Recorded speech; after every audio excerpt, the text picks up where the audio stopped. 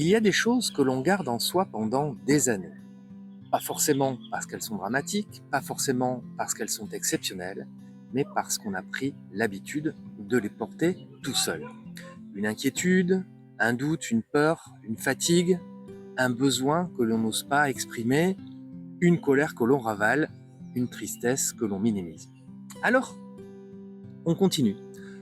On travaille, on avance, on sourit, on répond aux messages, on fait ce qu'il faut faire. Et extérieurement, tout semble aller plutôt bien. Mais intérieurement, les choses demandent de plus en plus d'énergie. Parce que ce qu'on ne dit jamais ne disparaît jamais. Et le prix à payer est souvent invisible. Ce n'est pas un effondrement brutal, c'est une usure lente, comme une fuite d'énergie permanente dont on ne trouve jamais l'origine.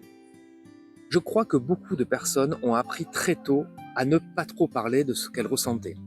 Peut-être parce qu'il y avait déjà beaucoup de problèmes dans leur famille, peut-être parce qu'elles ont compris qu'il valait mieux être raisonnable, être sage, être fort, ne pas déranger, ne pas ajouter de poids aux autres. Alors, elles ont commencé à garder certaines choses pour elles, puis d'autres, puis presque tout. Et finalement, sans s'en rendre compte, elles sont devenues des adultes que tout le monde trouve solides, des personnes sur lesquelles on peut compter, celles qui trouvent toujours une solution, celles qui rassurent, celles qui gèrent. Mais ce que les autres voient comme de la force, c'est parfois simplement une très longue habitude de se débrouiller tout seul. Je pense souvent aux dirigeants parce qu'ils vivent cela de manière particulièrement intense. Imagine un chef d'entreprise, toute la journée, il gère un collaborateur qui veut partir, un autre qui traverse une période difficile, une trésorerie qui demande de l'attention, un client important qui hésite, des décisions à prendre, des responsabilités, des arbitrages.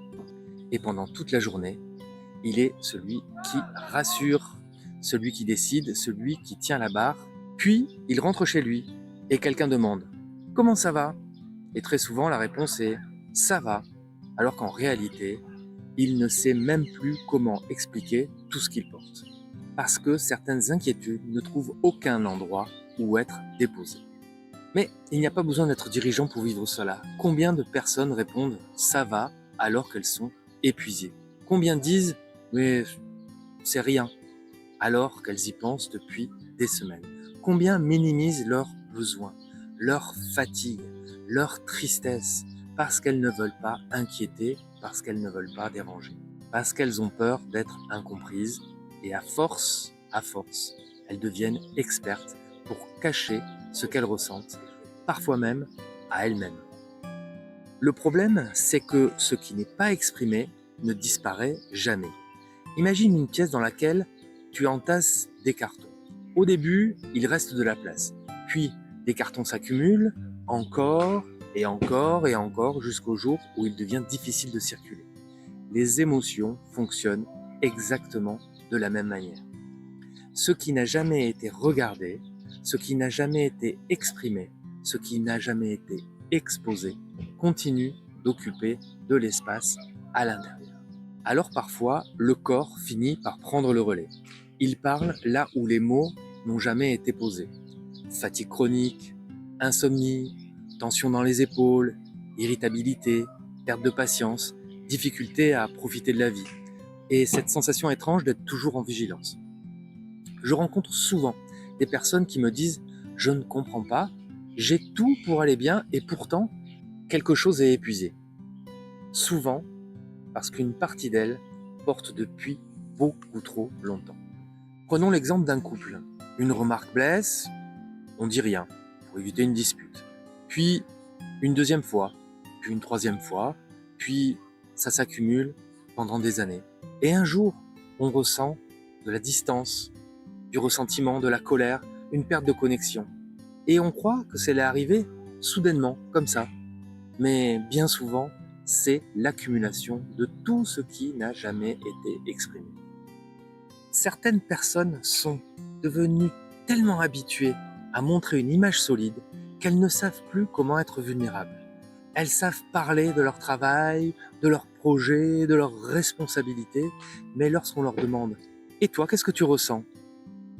Le silence arrive. parce qu'elles ne se sont plus posé cette question depuis bien longtemps. Et parfois, quelque chose change. Une personne commence simplement à parler, sans filtre, sans devoir être forte, sans devoir protéger les autres. Et souvent, ce qui ressort n'est pas spectaculaire, mais profondément humain. Une fatigue, une peur, une solitude, un besoin de reconnaissance, une inquiétude, et parfois le simple fait de dire crée déjà un soulagement immense. C'est quelque chose qui surprend beaucoup de personnes. Elles pensent avoir besoin d'une réponse, d'une stratégie, d'une méthode, alors qu'elles avaient surtout besoin d'un espace, d'un endroit où elles peuvent déposer ce qu'elles portent, sans être jugées, sans être conseillées immédiatement, sans devoir se justifier. Parfois, la clarté apparaît naturellement quand les mots commencent enfin à circuler. Alors, peut-être qu'aujourd'hui, la vraie question est: qu'est-ce que je continue à porter seul? Quelle peur n'a jamais été dite? Quelle fatigue est devenue normale? Quel besoin ai-je repoussé depuis des années? Quelle partie de moi continue à se taire parce que, parfois, nous cherchons davantage de force, alors que ce dont nous avons besoin réellement, c'est davantage d'espace. Certaines personnes n'ont pas besoin qu'on leur explique leur vie. Elles n'ont pas besoin de recettes miracles, elles n'ont pas besoin de devenir quelqu'un d'autre. Elles ont simplement besoin d'un endroit où elles peuvent enfin déposer ce qu'elles portent et ce qu'il se passe en elles. Un espace où elles n'ont plus besoin d'être fortes, plus besoin de rassurer, plus besoin de tenir pour tout le monde. Juste un espace pour retrouver un peu de clarté parce qu'au fond, le coût invisible des choses que l'on ne dit jamais est souvent beaucoup plus élevé qu'on imagine.